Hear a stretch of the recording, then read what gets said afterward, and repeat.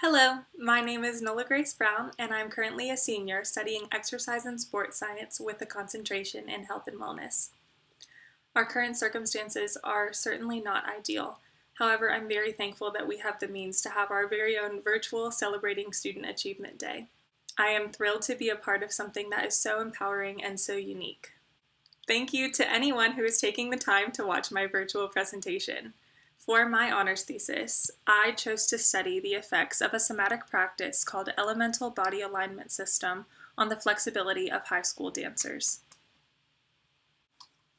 This will be the course of my presentation today. I'm sure many of you are not familiar with the term somatics. It comes from the Greek word soma, meaning living body. Thomas Hanna, the creator of the term somatics, describes it as the study of soma, not as an objective body, but an embodied process of internal awareness and communication. Others define it as the proprioceptive awareness and the abilities of people to listen to the inner messages of the soma and reclaim ownership of their bodies. Typically, for people who have never heard of somatics before, I like to relate it to a moving human body practice similar to yoga. There are many great effects that come from practicing somatics. Previous research studies have shown changes in wisdom, proprioception, and injury prevention, among other things. In addition, somatic practices can sometimes serve as forms of physical therapy because of all of the physical benefits they provide. This comes from the focus on body alignment, muscular strength, and ease of movement. Listed here are even more benefits that researchers have found through somatic practices, specifically in dancers. Somatic practices also improve the perceptual sensitivity of dancers, which is incredibly beneficial in training and in performances. As dancers become better listeners of their bodies through somatics, they become better at releasing negative habits and promoting healthier body practices. With increased kinetic awareness, they can experience greater flexibility through movements that become more freeing, full, and controlled, as well as pain-free and having greater ease. Elemental Body Alignment System is a practice that was created by Virginia Commonwealth University professor Scott Putman. He has been developing the practice over the last 20 years. He describes it as a series of exercises designed for structural integrity and supported range of motion. Through anchoring and initiating movement from the pelvis, the body discovers its ability to efficiently articulate movement through experiential anatomy. This study specifically is focusing on the effects of EBAS because it is such a new practice that no research has been done on it yet. I wanted to know exactly what this practice was capable of achieving so that I could help promote the practice and hopefully increase its use in dance classrooms. With increased use, it's anticipated that more and more dancers will experience better body awareness and far less pain and injuries. Therefore, they can continue to do what they love for significantly longer. These are the parameters of my study. There were 3 total components to my hypothesis. First of all, I hypothesized that the dancers learning the EBAS practice will experience more growth and flexibility on an acute level. Secondly, I hypothesized that the dancers learning EBAS will experience more growth and flexibility on a chronic level. And lastly, I assumed that the EBAS group would experience more growth and flexibility compared to those not learning EBAS. The primary purpose of my study is to examine the effects of the somatic practice called Elemental Body Alignment System on the flexibility of high school dancers.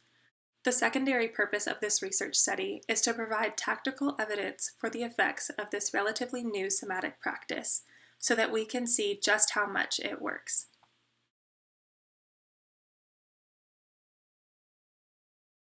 A total of 25 students participated in the study. They were all dancers of an advanced level at a local high school of the arts. There were 13 students in the class that would be my control group.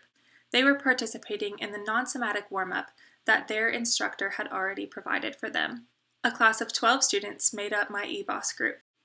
It is important to note that while the dancers are participating in the same types of training in the school, they all participate in varying levels of dance training outside of school. Therefore, if any of the students were participating in any other activities that could have increased their flexibility, that was outside of my control. I used a pre-test, post-test design for this study. During the first week of data collection, I entered the classes to take benchmark measurements of all of the dancers at 3 sites of interest. To examine the effects of implementing EBAS in dance classes as a warm-up, one class continued performing the non-somatic based warm-up that was created by the dance instructor of the school, while the other learned the beginning of the EBAS practice. The exercises of the EBAS practice were gradually added as the dancers became more and more familiar with the technique. For my first visit for both classes, I took all of the initial measurements on both the dominant and non-dominant sides of the body. Going forward, I would do the pre-test measurements only on the dominant side of the body. Then all of the dancers would perform their warm-up, whether it be the EBAS warm-up that I instructed or the non-somatic warm-up that their teacher provided. And then I would take all of their measurements again, still only on the dominant side. That's how I could test for the acute change, just before and after warm-up. For my last visit, I retook all of their measurements of flexibility on both the dominant and non-dominant sides of the body. My data to analyze the chronic change of flexibility came from the comparison from the initial measurements to the final measurements. I used a goniometer to collect all of the flexibility measurements. A photo of a goniometer is pictured below. The 2 arms of the goniometer have the ability to rotate, and when matched with any angle of a joint, one can read a precise measurement of the degrees of mobility. I measured their flexibility in 3 key sites: their hamstrings, their ankles, and their hip external rotators. For the ankles, I measured both plantar flexion and dorsiflexion, also known as pointing and flexing the foot. The independent variable was the warm-up performed, and the flexibility that was measured was dependent on that variable. The photos on this slide are taken from one of the times that I instructed the EBAS practice to my EBAS class. Here are a few photo examples of the measurements that I took. On the far left, you'll see the measurement for hip external rotation. I asked the dancers to sit up tall and rotate their leg from their hip as if they were trying to lift their heel to their opposite knee. I've highlighted the lines of the goniometer so that they're easier to see. That was how I could discover the degrees of rotation each joint could achieve. In the middle, you can see the measurement for ankle plantar flexion, or pointing of the foot. And the photo on the far right is an example of ankle dorsiflexion, or flexing. The last measurement was the flexibility of the hamstrings. To obtain this, I asked the dancers to lie flat on their backs and keep both legs straight as they lift one leg as close to their chest as they possibly could.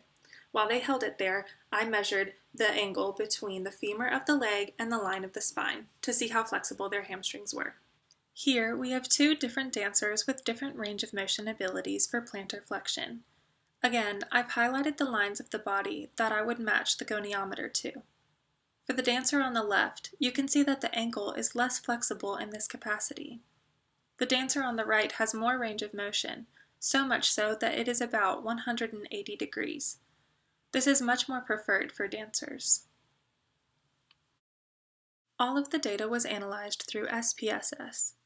A paired samples t-test allowed for examination of the changes from initial to final and pre-test to post-test within the same group. To compare one group from the other to see if there were significant changes between them, another t-test was used. The results. Both groups experienced 11 instances of statistically significant changes in flexibility.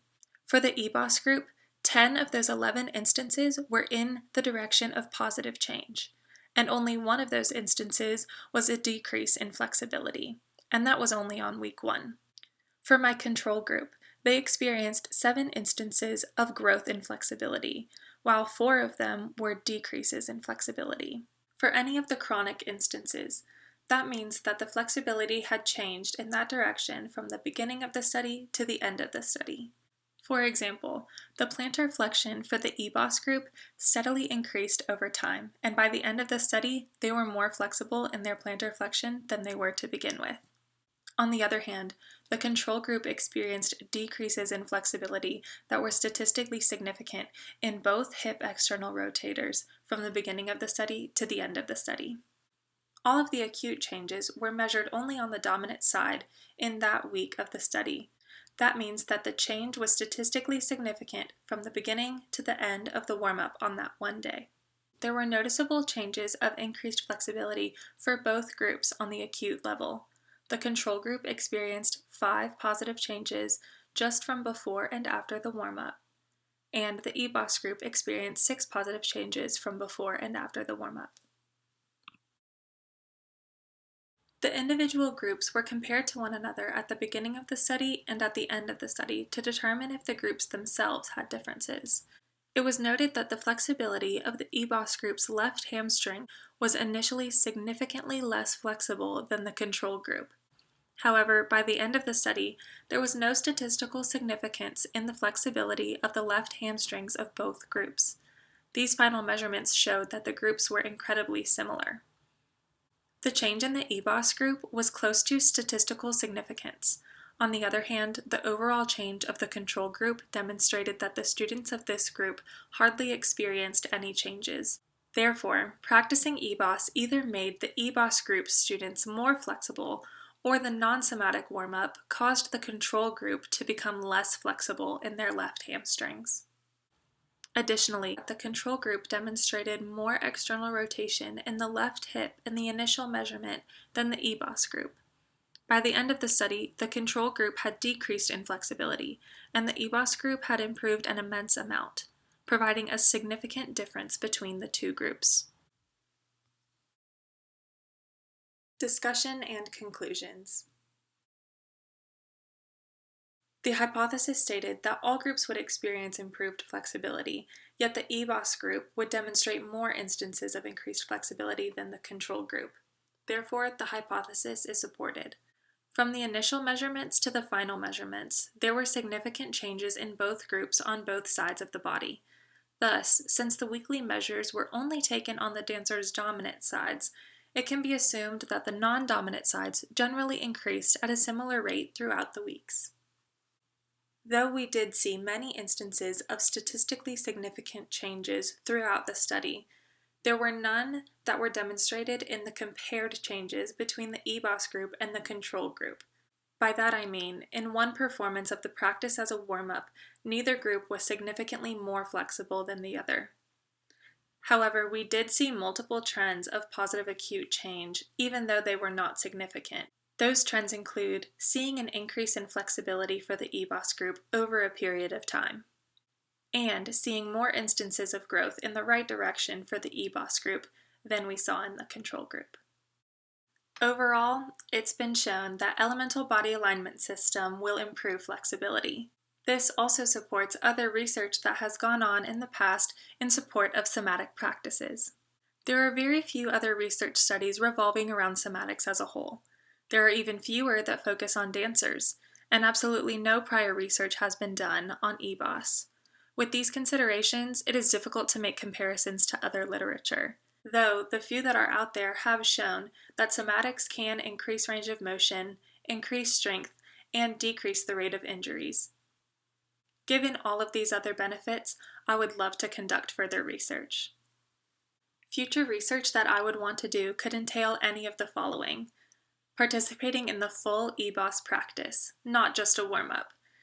In my research, I only had time for about a 25 to 30 minute warm-up with my dancers, so we did not get to reach the full class, which would typically be 1 hour to 1.5 hours of full EBAS practice. I would love to instruct an entire class of students on the full EBAS practice sometime and see just how much all of it can benefit people. In addition, I would love to compare EBAS to other somatic practices or even yoga to assess its effectiveness. I would also love to measure its effects on all other aspects, including strength, muscular control, proprioception, and even mental health. Finally, I would love to take EBAS to a variety of different age groups or demographics and see what it could do, possibly with dancers at the professional level, other types of athletes, gymnasts, pro sports, even non-athletes. I have already taken elements of the practice and instructed them to the geriatric population in order to witness a decrease in falls. I would love to take that research even further as well. Thank you so much for listening to my presentation. I have to take this moment to thank my wonderful advisor, Miss Sharon Malley.